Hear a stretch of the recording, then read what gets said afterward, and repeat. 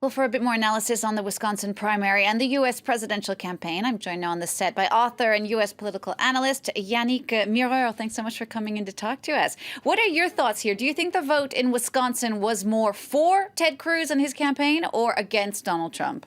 In the particular instance, I think it was for Ted Cruz. But again, there are accidents along the campaign, as you know. We've seen the same, and we continue to see the same on the Democratic side. So I don't think it's the end of the story for Trump. And I think the dynamic of the race will be to be watched, in fact, before we get to the Cleveland convention in July. In particular, the fact that New York State and New Jersey, whose governor supports Trump, are at stake, will be at stake soon. These are the states and the region where Trump comes from, and it will be tough for the Texan Cruz to win over. So I think the gap between the two is still considerable.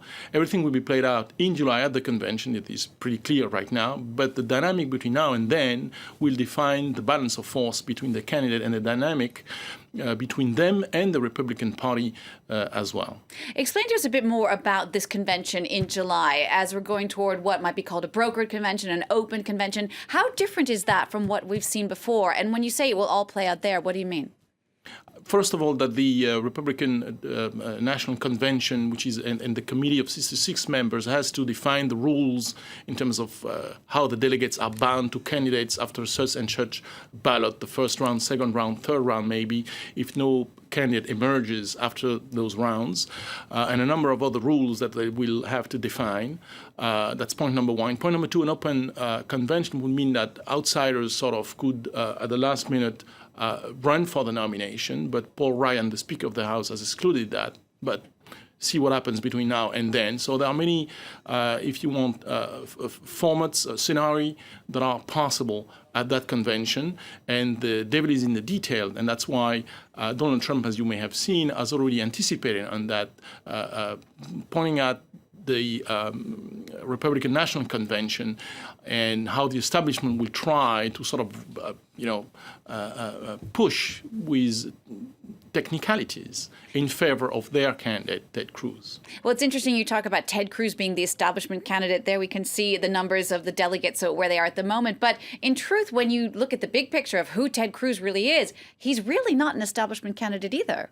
He's not at all, and that's why it's kind of an opportunity, so to speak, for Trump to point at the leadership of the Republican Party to see how they sort of betray themselves finding a candidate that has been so far some kind of a maverick or a marginal candidate, because they will do everything they can to stop me and to stop you. So I think the rhetoric, if you want, is quite clear for Trump to continue to stir up this kind of insurrection in the mood of the large chunk of the American electorate in his favor. I think the Republican Party, like the Democrat Party, wants a candidate that's going to win. You can't really win without women voters, and Donald Trump had a bit of a rough week with them. How much damage was done by his flip-flopping on abortion this past week? I think it was a big mistake. I think it was a strategic mistake because it would be hard for him to recover the ground lost, given the fact that already around 3/4 of American women say they don't like him. So it would be very tough to go back to that. That is why the dynamic and the balance of force, again, in terms of delegate and popular opinion, but delegate in particular, will be key between the two candidates.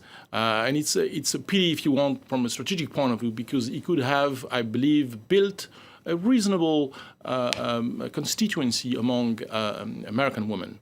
And his character, his style, has decided that it wouldn't be the case, unfortunately for him. Let's flip over to the Democrat side with something that perhaps our non-American viewers might have a hard time understanding. We keep saying, the media keeps saying, Hillary Clinton looks to be the shoo-in. How can that be the case when Bernie Sanders keeps winning primary after primary?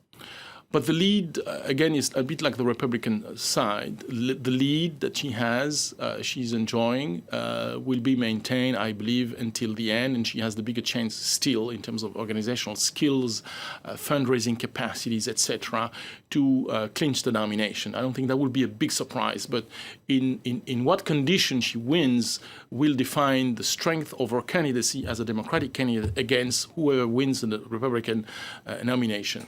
I think what what it tells us is the fact that the soul of the Democratic Party, is at stake. There is no national project, no social contract, no vision of American society that she's offering. By contrast, Bernie Sanders does offer a vision that is not necessarily shared or taken for face value by his supporters, but that at least represent an alternative for a society that is kind of tired of since the financial crisis, of the difficulties that they've been experiencing.